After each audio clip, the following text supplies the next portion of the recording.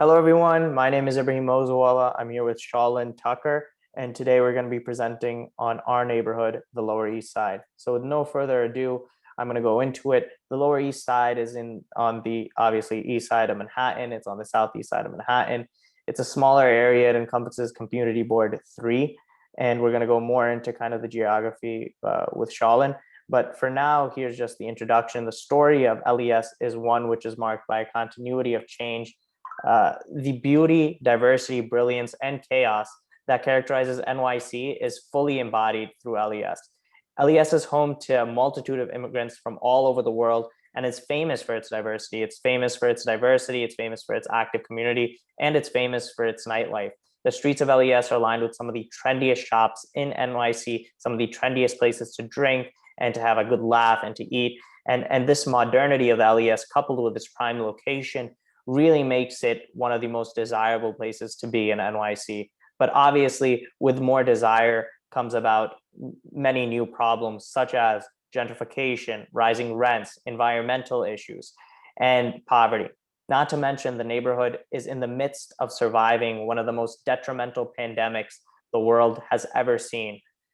The purpose of this presentation is going to be to provide an analytical understanding of the Lower East Side, and through that understanding, develop a lens into solving some of the contemporary problems LES faces. So just to go into some of the history of LES, it's one of the earliest neighborhoods of New York. The neighborhood was once a fertile landscape of marshes and woods settled on by Native Americans, mainly the Cayuga and Mohawk tribes. But after the British started colonizing the area, it became one of massive farm development.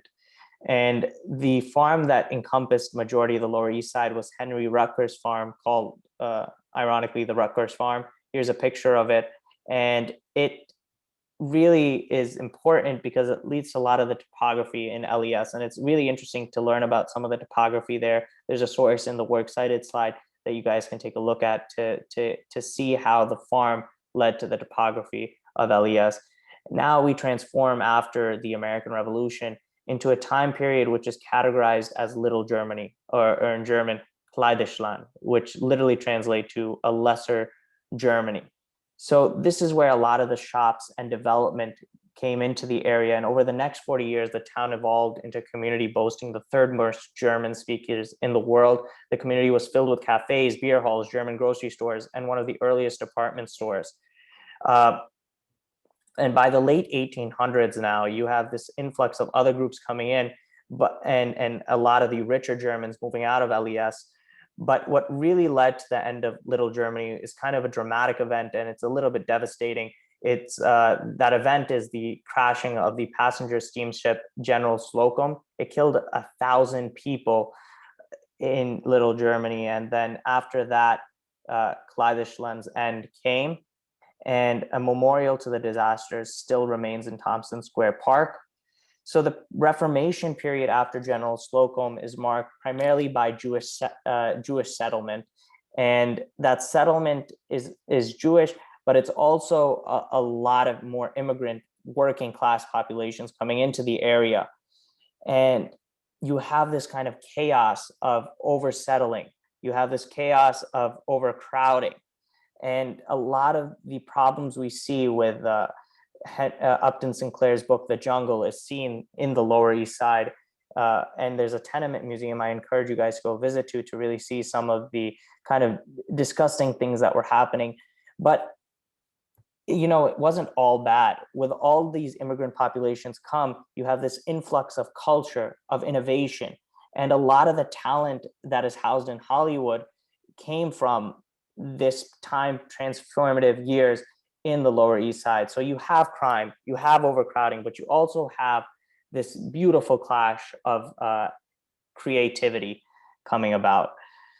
And now we're going to fast forward a bunch of years into contemporary LES, and you have another clash. But this clash is the clash of gentrification now, more money coming into the area and kind of disrupting the original landscape, the original buildings, the original residents of LES, and it's really nice to go see that clash. It's so clear once you go visit. Now I'm going to pass it on to Shalin, who's going to talk about the community of LES. Thank you, Ibrahim. So the community of LES was sought after by immigrants in the 19th and 20th century, and they found a foothold in the Lower East Side. From about 1880 to 1900, conditions were so dire that as many or as many as 4 or 5 families were routinely housed in apartments, only intended for one. As Ibrahim mentioned, those were called tenement housing. During these times of dire need, there's still this influx in immigration and all these different cultures coming in, creating this big, like we like to call this melting pot, that ended up residing in LES. So these communities, such as the Italians, the Germans, and later the Chinese, formed these subsets of communities as we know now as Little Italy, Little Germany, and later Chinatown. Kind of fast forwarding to the 1900s, with this influx of people came the influx of crime and drugs. There was a shift to stop this, and in the early 2000s, we saw this huge rise in gentrification of the that was started in the East Village that spread down to the Lower East Side, and it made it one of the most trendy neighborhoods in Manhattan, while still keeping some of its cultural presence intact. So now we're going to talk about the geography of the Lower East Side. So this community is in the borough of Manhattan. It's bordered by East Houston Street to the north, Canal Street to the south, Bowery and the district of Nolita to the west, and the East River to the east. So with this space came all this room for buildings and houses for people to utilize for commercial property and housing property. In the beginning, there were an influx of small houses and more old school style, maybe 3 or 4 story, maybe getting up to 5, that was able to house a significant amount of families, but also be an attractive commercial real estate market. But as this area became more attractive, it came to see this gentrification, as we can see Hotel Rivington, or the hotel on Rivington, and the blue condominiums are just a few of the buildings that have plopped up in this area. So now we'll get to zoning, housing, and transportation. We already talked a little bit about the Manhattan Community Board 3, but the Lower East Side and the East Village was approved to be rezoned in 2008. The idea of the rezoning dated 3 years prior to 2008, and with communication with the community board, residents, civic organizations, and other local elected officials, the Department of City Planning was able to have the important task of preserving neighborhoods of special character like the Lower East Side, while also providing room and growth for more affordable housing for people to thrive in. This rezoning, as I said, was set to preserve the established neighborhood scale and character, establishing contextual zoning districts with height limits, and to provide modest opportunities for residential growth and incentives for affordable housing along areas' widest streets, well served by bus or subway lines. So now getting into this housing, like we talked about before, the early periods of the Lower East Side were plagued by tenement housing, with the influx of migrants and migrant workers coming to the Lower East Side.